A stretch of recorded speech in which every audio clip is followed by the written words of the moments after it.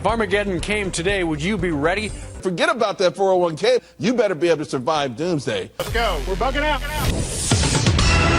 For those of you that have been prepping for a while, you've probably seen the show Doomsday Preppers. And for those of you that have only been doing it for a short time, it was a show about 10 years ago where they bring preppers on, and basically it was sort of good and bad. They made preppers look, like whack jobs and like they were crazy, but it also brought a little bit of attention to preparedness.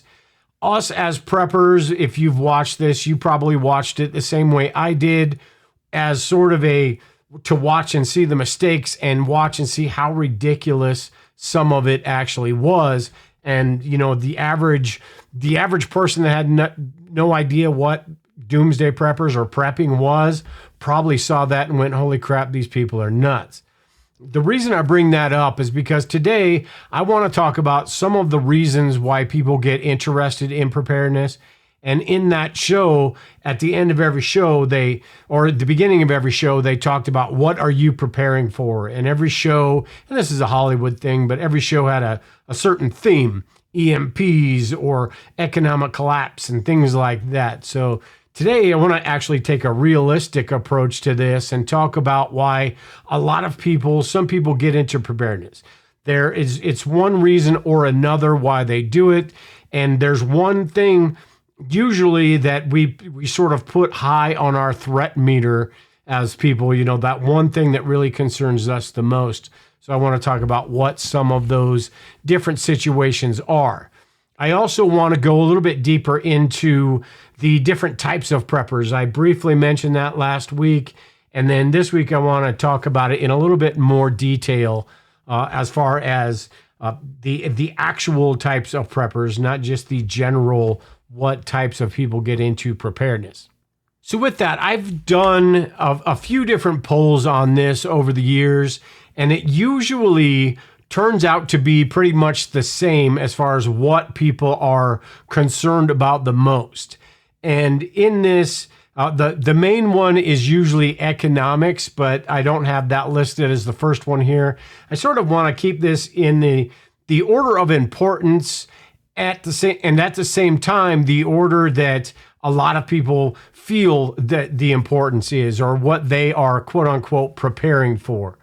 So the first one I've got here is the regional disasters, and this ranks pretty high on a lot of people's radars as far as what they are preparing for. Once you get past the whole the doomsday scenarios, the really large scale things. And that's usually what people get interested in preparedness for, is because one thing or another has either scared them into thinking about this stuff or caused them to think, hey man, I need to get this done. But regional disasters, I think, are the important one because that is the most likely to affect you. And it's important that we think about this, like the more devastating, the more catastrophic, the more extreme a disaster scenario is, the less likely that is to happen. The less extreme, the almost mundane type disasters like natural disasters, personal doomsdays and jobs losses and all things like that, those are the things that are more likely to happen. Also, those are the things less likely to make it on shows like Doomsday Preppers because they're boring. And a lot of you that listen to this show too, wouldn't make it on Doomsday Preppers because we're boring. But honestly, that is I think that's the thing we need to think about the most and sort of build our way out from there, is those regional disasters, those personal doomsdays, those things that are more likely to affect us at home. And then we can work our way out from there. So I think that's number one on my list, because you always start small, you start from the inside, and then you work your way out. You start preparing for a week, and then you build up to as far as you want to go with this. So regional disasters, natural disasters, personal doomsdays, all of those I think are the most important to initially start preparing for, and then we can work our way out. Number two, and this one is always ranks high on these polls that I do, and is number one for me as well, is power grid failures, or even just typical blackouts and things like that. The reason I think this ranks so high on a lot of people's and mine as well. I think this ranks so high is because it involves a power outage is involved in every single disaster scenario that we can think of just about. I mean, sure, there's pandemics and things like that it wouldn't affect the power grid. Even economics and, a Great Depression may not affect the power grid itself, but it could affect your ability to get power into your home. And there may be other things you need to do. And even if it's just money's really tight, if you've got some solar and other things that you can do, maybe you can save a few bucks here and there, even if it's not a complete 100% grid failure. But I think the power grid is one of those things that ranks high on people's list because it is something that is likely to happen regardless of what disaster scenario you are talking about.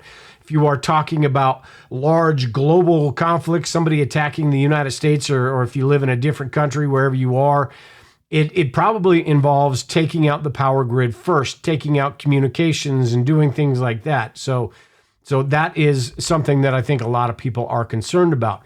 It is also one of those things that you can do the most about right now. A lot of things it's just planning for and hypotheticals, but when it comes to power grid failures or even just small blackouts that may only last a few hours, we can do things about those now. We can go out and buy batteries. We can go out and get these solar panels and these little inverters and generators and things like that to help us in a situation like this.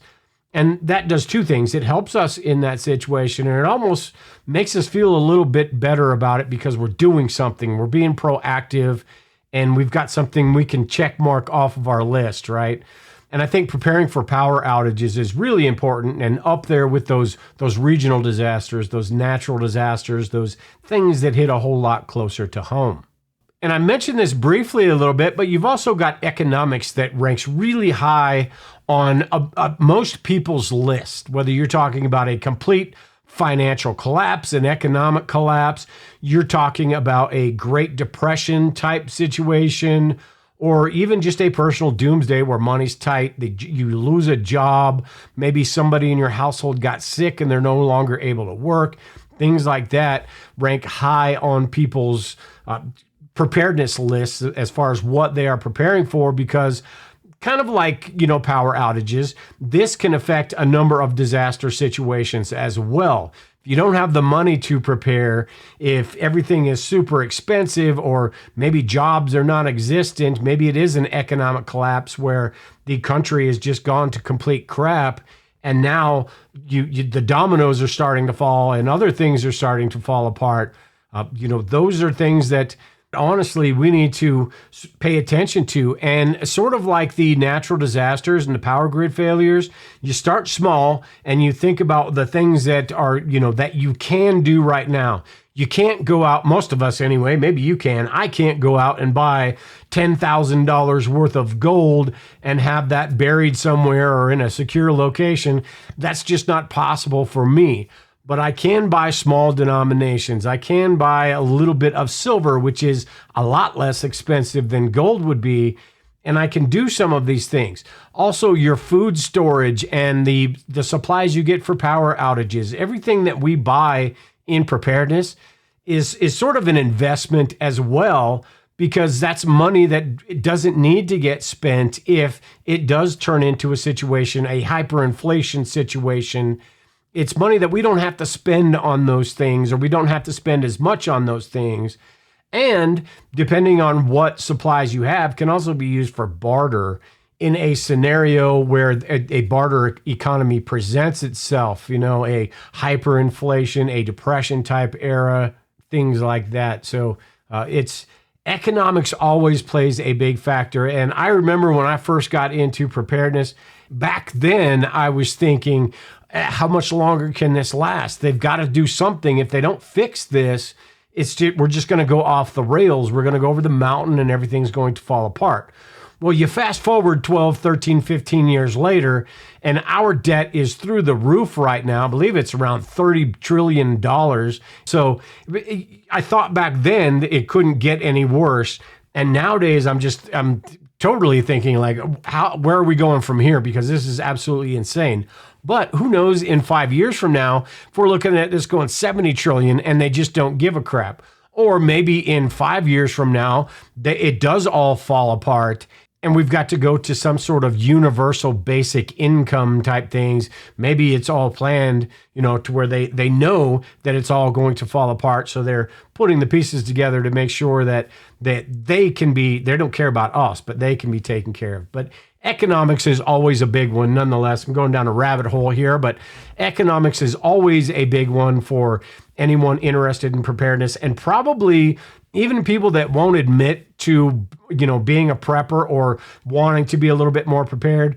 That's probably a big concern for them as well, depending on who's in office. And newsflash, really doesn't matter who's in office. The game keeps going no matter Democrat, Republican, whatever. The ball keeps moving. It doesn't matter who's in there. But a lot of people can see the writing on the wall with that. It's just that some of us choose to be a little bit more proactive about it than others.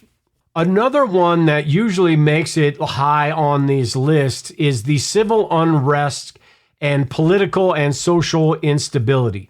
This is one of those secondary events, I think. There's got to be something that happens for something like this to unfold and get bigger and bigger. You've seen some of the ICE raids and things like that, and some of the people protesting that.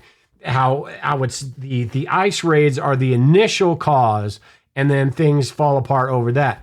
You saw the protests over the last couple of years at college campuses, the anti-Israel protests, or the Free Palestine, whatever you want to call it.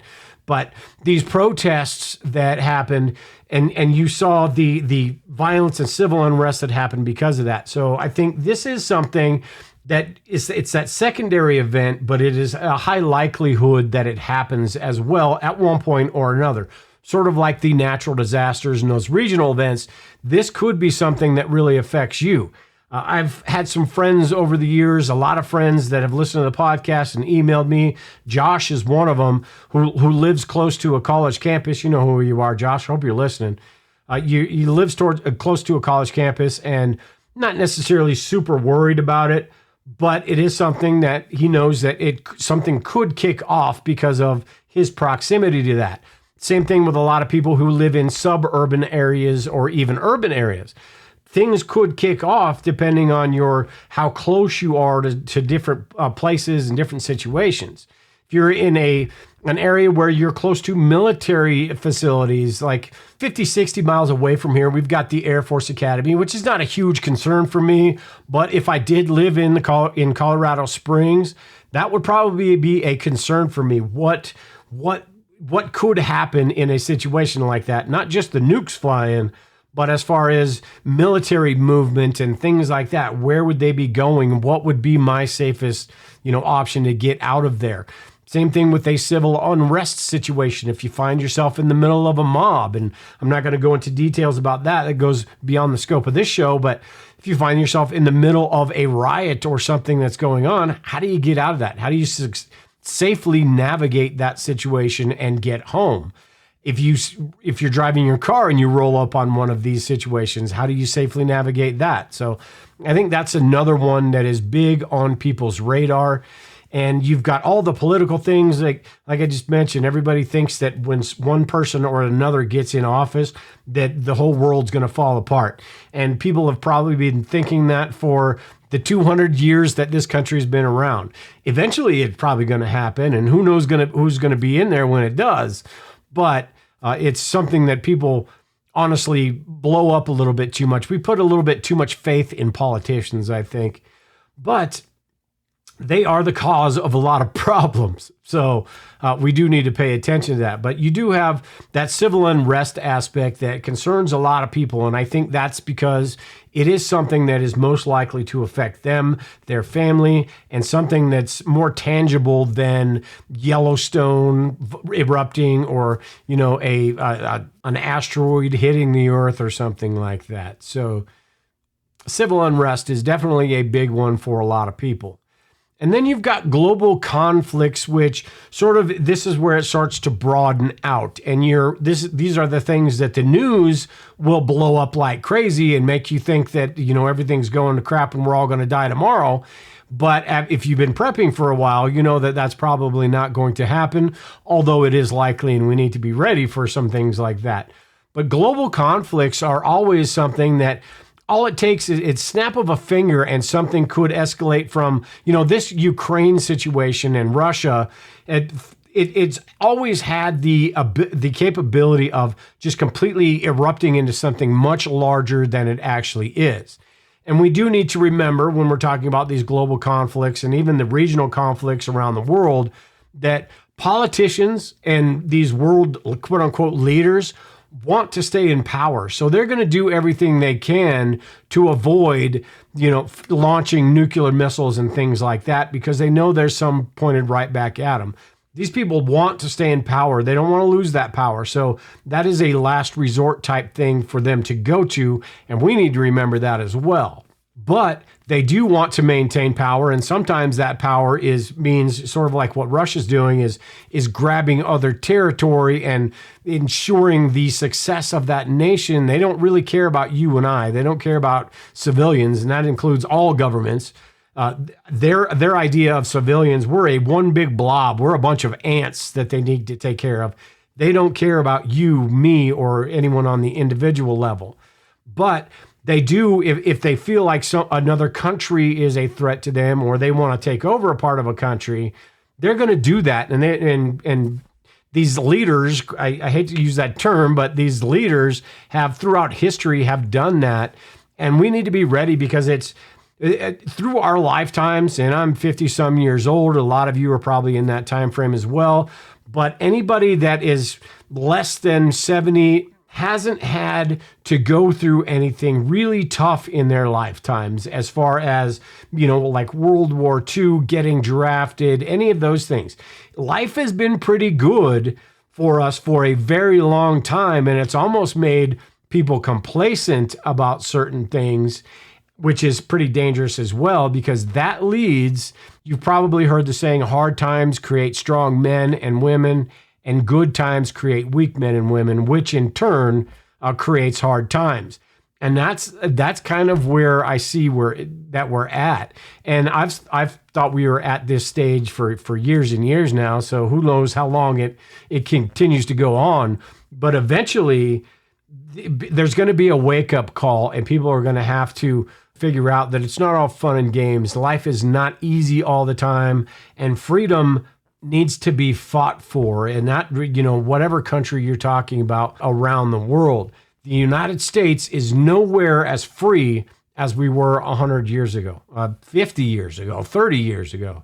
We're nowhere near as free. And a lot of countries around the world, same thing, especially in Europe, Western countries, nowhere near as free as we used to be. So there's always that possibility of these global conflicts, because you've got Western countries that are allies for the most part. You've got other countries that don't like the Western countries. And then you've got the other ones that just want to build their empires, the Chinas, the Russias, the North Korea. I don't know if that's an empire, but they want to team up with the other ones, the Axis and the Allies type thing. So the global conflicts are always a possibility that people are concerned about.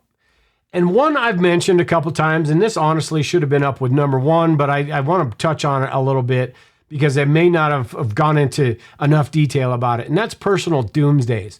What I mean about personal doomsdays, and this is high on a lot of people's lists as well, are those things that are going to affect you personally. Maybe your neighbors, the people in your town, the people in your state are completely unaffected, oblivious, and unaware of what's going on. But they are those things that will affect you and your ability to function in daily life like normal. That could be a car accident that causes a lot of financial issues, maybe even medical issues where you've got to be in a full body cast for a month or something like that. I don't know. Maybe you've got to be in a leg cast for a month and you're not able to go to work. You're not able to do the things around the house that you normally do. So not only do you have to figure out how you're going to get your car fixed, hopefully you had insurance, If you didn't, then you've got to figure that out. You've got to figure out your medical bills. You've got to figure out what you're going to do in that time when you're not bringing in a monthly paycheck and how things are going to go with that. You've got to think about your family as well. How are they going to be affected? Or maybe it is your family member that has been in this situation. Maybe it's a medical issue that you've got to deal with. Maybe it's a medical issue you've had for a while and now the insurance is outrageous, which is entirely possible, or your insurance is gone and you've got to figure out those things. So it's those personal doomsdays are really important as well, and honestly need to be right up there, maybe even before the regional disasters, because these are the things that are going to affect your ability to prepare in the first place. Lifeguards always talk about how you've got to save yourself before you can save anyone else. And this is that type of situation as well. You've got to take care of your personal situation, your family situation, and then figure out where you can move forward. And sometimes there really isn't a clear-cut answer. And I'll probably talk about this on a podcast in the future, but we've got a lot of limitations. I think somebody had mentioned doing a podcast about this as far as age. I'm getting up there. I've probably got I got a few years left. I don't want to age me too much, but got a few years left. But at some point, some of these things are just going to become impossible or irrelevant, or whatever the situation is. With age, you get sicknesses, you get health issues, you get disabilities and things like that you have to deal with. So that all becomes a situation, and that's one of those personal things you have to figure out before everything else. You've also got the financial limitations, all of those things that are on a personal level will affect how you can prepare. So in short, those personal doomsdays, I think, are right up there. And then the first one we should be preparing for is those natural disasters, those regional things, sort of working from the inside out. And then you've got the power grid failures is number 2 or number 3, because a power grid failure can be the singular event that causes something, or it can be a secondary event caused by something else. So a power grid is one of those things that's on top of a lot of people's minds. Then you've got economics, which is, again, is one of those things, regardless of what you're thinking about, economics are always good. And even if nothing happens at all, economics is one of those things it's always good to think about. And even if nothing happens at all, that's one of those things you're going to be set. You're going to be happy you did. And then number 4 on most people's lists is the civil unrest aspect, the political and the societal, social instability, those things that can pop off with a moment's notice, and then all of a sudden things are crazy, and those things that are localized, those, maybe you watch it on the news sometimes, but you've got to be ready in case something like that happens where you are. And that really is dependent on where you are geographically, if something like that is a huge factor for you. And then you've got the global conflicts, which honestly, there's nothing we can really do about these yahoos in office, these political pieces of whats are going to do what they're going to do, and there's nothing we can do about this other than react. So it's one of those things, yes, we need to pay attention, but we don't need to be consumed with, and we don't need to be completely in fear and be concerned that, something's going to happen tomorrow. I got to get this all done now. Who knows what's going to happen? The odds are we've got plenty of time. Who knows? We need to do what we can do while we can, but the odds are we're going to be fine. So those global conflicts are lower on people's lists, but it always ranks up there at the very least the top 10. All right, so that took a little longer than I thought it was going to. So I was going to get into car kits as well, but I think I'm going to save that for the next one, different types of supplies that you should be keeping in your vehicle. I've got a lot of things in my truck. Lisa's got some things in her car, and I wanted to talk about that, but I think we'll do that in the next show. That should be pretty fun as well. And I may do a dedicated video to that as well, because we're in our cars all the time, and that is really important. But what I want to do here is get into the different types of preppers there are. And in the last show, I talked about how each of us is different, and it's not all like it used to be with the the typical preppers, or like what I talked about in the beginning of this with doomsday preppers, everybody assumes that's what all preppers are like. And if you haven't watched that show, there are some episodes on YouTube, and it's National Geographic, so you can probably find them. But watch that show and you'll see exactly what I'm talking about. They make people look absolutely insane, and in turn they make preppers look absolutely insane, like it's a joke. But they also have this little tinge of seriousness to it. Like they've got professionals saying how this is going to happen, or this is how prepared you are at the end of every episode. It's like, you are this prepared, you're going to last this long. BS, none of us know how long we're going to last. But at any rate, that is not what I was talking about in the last show, is all preppers are not like that. We're all different. And today I want to expand on that a little bit and talk about, classify these, and then we can figure out, which ones we are, which ones we have been, and which ones we're trying to be. And I think the first one, since I was talking about doomsday preppers, the first one I've got is the extreme prepper.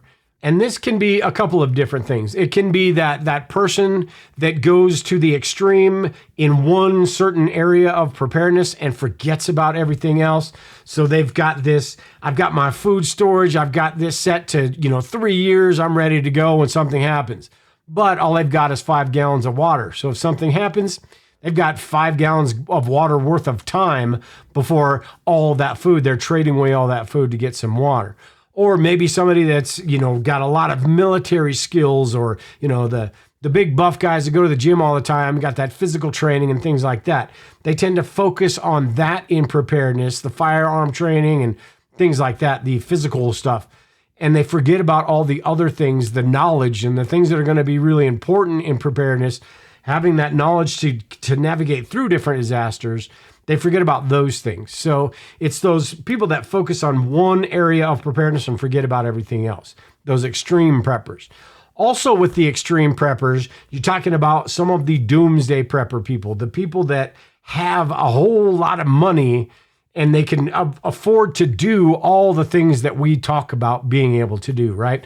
The underground bunker, like I mentioned last week, Zuckerberg and his bunker in Hawaii. I guarantee you there's a whole bunch of rich people that have these types of bunkers, or at the very least, these safe rooms in their homes where they can go and they've got weapons and different things that they can do if there's an intruder. Most of us don't have that type of cash to be able to do those things. So it's sort of a wish list, and that's why another reason why we watch shows like Doomsday Preppers. You watch people that do have some of these, the funds and the means to do some of these things. Like there was one where a guy took a bomb silo, a missile silo, and turned it into a bunch of bunkers. Most of us just do not have the ability, and never will have the ability, to have something like that, or to do something like that. So, we tend to be these other types of preppers, but that's the extreme prepper. Those are the people that make a lot of the headlines, but honestly, that makes up probably 0.0001% of the population, probably 0.00001% of the population, and 0.01% of preppers out there are these people that basically have everything figured out. And if they don't have it figured out, all they got to do is throw a little bit of money at it and they'll be fine. So you've got those extreme preppers, whether you're either focusing on one thing and forgetting about everything else, or you've got basically more money than sense. And you just get what you want whenever you want it. The second category, I think, and this is one that most of us fall into, I hope, and this is the open-minded prepper. This is what I try to make my show about, and what I try to be, is that person that'll admit when I'm wrong and admit when I need to change things, and I will try things, and I will try different things, and if it doesn't work, I'll move on. But you've got to be open-minded. You can't be so convinced that one thing is going to work that you don't even think about how it could possibly fail. That whole plan A, plan B, and have contingencies and things like that. You've got to be ready for those when those happen. And you've got to be open-minded and accepting when those do. Say you've got a bug out route, you're evacuating, you're leaving somewhere, you've got to be able to pivot on a dime. If something's happening here, you've got to figure out where to go. You've got to be ready to do that. And you can't just say, hey, I've got my guns and ammo. I'm going to fight this out. We're going to get through this. Guns blazing. Let's go and let's do this. Maybe there's an alternative way. Maybe there's a safer way of doing something to where you live to fight another day, and you can do that. On a personal level, you are looking at you're learning different things. You are, open-minded as far as gardening. You don't say, hey man, I've got all this food storage. I'm fine with this. I'll just go buy some more canned food. You're open-minded enough to maybe try some gardening, even if you just completely suck at it. I've been doing it for 10 years now, and I honestly am nowhere near where some people are. I can grow some things, and then I can figure out why I'm not able to grow some things. And there are some people that get into the different soil types, the pH, the alkalinity, all that stuff that just is more than I want to deal with, I suppose, or more than, you don't have time to learn everything about everything. So that's one of those things that if I have time, I will. But you've got to be open-minded enough to maybe try some of those things out, because you never know if something lasts a long time, or maybe it's a depression type situation where all of a sudden money's tight and you can't afford food. If you know how to garden, that's something that can supplement that food storage. And for something that lasts a long time, and even something that saves you money every month, you're going to want to be able to do that. So it's learning those skills. It's being open-minded about what disasters may happen, what emergencies may happen, and being able to pivot and being able to react when these things do happen or when they don't happen. The next one I've got here is the gateway prepper. And I think this is one that we've all been at one point or another, because you first get interested in preparedness and you're sort of that fly on the wall. You don't want to interact a whole lot with you don't want to ask questions on YouTube videos. You don't want to, get into forums. You just want to soak in all the information that you can. This is something, honestly, it's a good idea, actually, and it's just human nature to be, you don't want to jump in there for the most part. I mean, sometimes I do. You don't want to jump in there and make a fool of yourself, but sometimes you do, because that's how you learn. But this gateway prepper, this is the person that they see maybe there are some things on the news or somebody got elected that they don't like, or, it's another country does something, and it sort of gets somebody's alarms going off, and it raises that fear level a little bit, and it causes that person to go into, hey, what is this food storage stuff? What are these preppers really doing? And as you're in this gateway prepper stage, you also find out that not everybody is that extreme prepper like you thought they were. And you start to feel more comfortable about things and about other people in preparedness. And you start to realize that, hey, even though I'm just a noob at this, I'm this gateway prepper, I haven't done a lot of things, people in preparedness are usually so helpful and want to share that knowledge that they've, the things that they've gone through already, that it really is comforting once you get into preparedness and that, not everybody's there to judge you. And even those yahoos that are going to judge you, you just take it with a grain of salt, let them go on with their day. The odds are, they're those keyboard warriors that, living in their mom's basement or something, that they've got all the answers, but when the chips are all on the table and things really do happen, they may be the first ones to go. You just never know with people online, so don't let it get to you too much. But like I said, the gateway prepper is that person that all of us have been at one point or another. And then hopefully we expand to that open-minded prepper where we're learning things, we are gaining knowledge, we're trying new things, and we're getting better prepared on a daily basis. And then you've got the hobbyists, which are like I mentioned last week, the survivalists, the people that love the outdoor stuff, the people that love going camping, the bushcraft stuff. And then you've got the preppers, the people that like the food storage, the canning, all of those things that you do around the house. You've got different firearms training. You got military. I mean, prepping is a hodgepodge. Prepping just basically stole a little bit out of everything, from engineering to economics to military. There's all sorts of slang, BOLs and get home bags, GHBs and BOBs, and all sorts of things that we stole from the military. and we stole from economics, and we stole from gardening, we stole from the canning food and food preservations and things like that. We stole all that stuff and we incorporate all that in this big ball called preparedness. So there are a lot of hobbies in preparedness, and there are a lot of different types of people that make up what preparedness is. And honestly, this is a good thing, because in a big emergency, in an emergency that lasts more than a few days, we are going to need other people. And that is why community is so important. Whether you're talking about a mutual assistance group, or you're just talking about a list that you've written down of people who in a situation like this may be helpful, whether you're talking about coworkers, friends. You also need to make a list about people who are not going to be helpful. But coworkers, friends, neighbors, they're going to be there whether you like it or not, so they better be on the list. And you figure out what each person has, what they bring to the table, basically. Because like I said, we're all different. So some people may have that military experience, and in preparedness, if they're preppers, they've really focused, or they've really honed down on that. Some people are the EMTs and have that medical knowledge. My wife is a nurse, and she's taught me a lot about medicine or first aid in the time that we've been married. So I'm pretty decent at that, although she is much better. But you've got all these different types of people. And if you bring all of those people together, you'll find that in a situation, you're going to have a pretty good community built up, where if somebody does have those skills, somebody is a doctor or a nurse, somebody is an engineer that works a lot with, that can hook up, a solar panels and things like that without even thinking about it. Maybe those people are good to bring to your group, even if they aren't preppers, even if they don't have, their own food storage and things like that.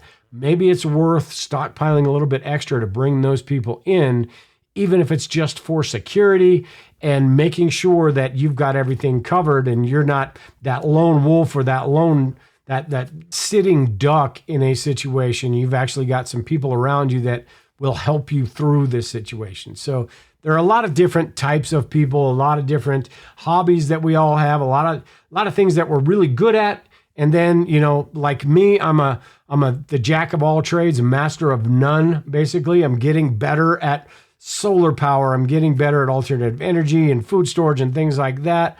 But I am nowhere near a master gardener or homesteader or anything like that. But I'm pretty good at a lot of that stuff. And if I find the right people in a situation like this, we'll do pretty well.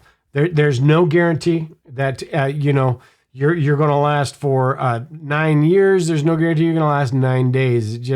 It really depends on what happens in the situation. Luck plays a big factor in it, and how we prepare will play a big factor, but it's no guarantee at all. Like I said last week, it increases our odds. The more we do, the better our odds are, and the better we create our own luck, basically. So in situations where we've taken steps to be proactive and we've gotten these things done, we're more likely to be lucky than just be completely hosed if everything goes bad. All right, so I've talked quite a bit now. We're going on 45 minutes, I think. But like I said, next week, I'm going to get into some car kits. If you've got any ideas, maybe I'll talk about the prepping when you're older, or prepping when you have limitations. That might be a topic as well. If you've got any ideas for topics, make sure and leave them in the comments below this video, or leave them on the website where I have the audio version up. But I suppose that the whole main point of this podcast is you do you. You do things the way you feel like you need to get them done at the level that you need to get them done, because there's no guarantee anything's going to happen at all. There's no guarantee that, we've got maybe till this afternoon, maybe you haven't even finished this podcast. Hopefully you have, and things have happened. There's no guarantees with this. So we can only do what we can do. We can't do it scared. We've got to do it just to make things as comfortable as possible for ourselves, and prepare for those inside out. Prepare for those small things first, and move your way out, and do what you think you need to do. That's all we can do. You can listen to people online, you can take some advice, but you don't have to do it the way everyone else is doing it. With that, I am done here today. Like I said, I'll be doing these longer style videos along with my other more refined videos. I've also got the bug out location and the My Survival Food Store, where you can get some long-term food storage.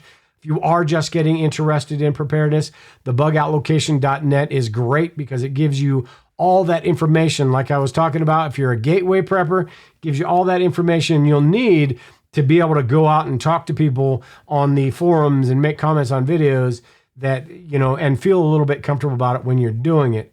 And if you are interested in freeze-dried foods, you can go to My Survival Foods, and I've got legacy food storage products there. I recently did a video about those little survival rations, and I talked about how those are good to have, but not, you wouldn't want your whole food storage to be that. And with this freeze-dried food, I think it's the same thing. It's great to have, especially if you live in an apartment or a small space, but it's not something that you would want to have, 10 years worth. Although some people do. Like I said, those extreme preppers, a lot of them have a lot of food storage built up like that. So, but if you are interested in that, you can go to mysurvivalfoods.com. At any rate, I am done here today. Any questions or comments, leave them here or at the website, survivalsprepper.net. But until next time, take care and prepare, everyone. We will talk to you all later.